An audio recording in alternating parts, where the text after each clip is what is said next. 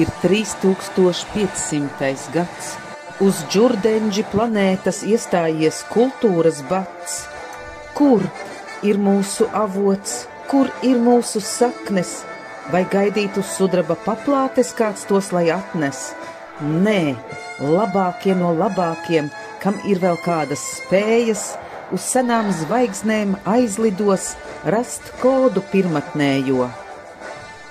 Lūk, drošsirdīgais virsaitis tiem ceļu šķir kā nieku, tam seko zvaigžņu kuģītis, pilns jaunu drosminieku. Tā te akmeņaina planēta, un pilots bremzē maigi, lai pasažieri sēdekļos vēl izskatītos svaigi.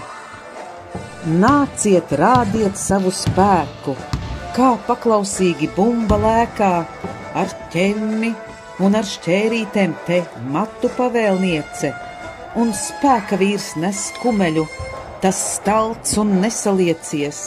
Tam cieši sako zintniece ar kosmostetoskopu, ar šļircija, kas atgadās, ja uznāk drudzis tropu, un vēl te brašais kareivis, kas zobenu tur rokā. Te pēkšņi kaut kas atgadās, kad izkāp feja maigā, aiz tās pat bargais uguns vīrs uz pirkstgaliņiem staigā.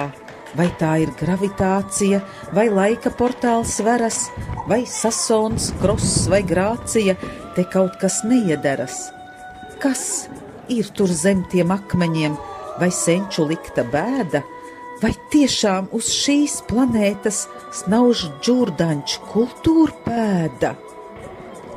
Nu lolosim un sargāsim, tos līdzi ņemsim mājās, vēl bērnu bērniem stāstīsim, kā mums pa zvaigznēm gāja.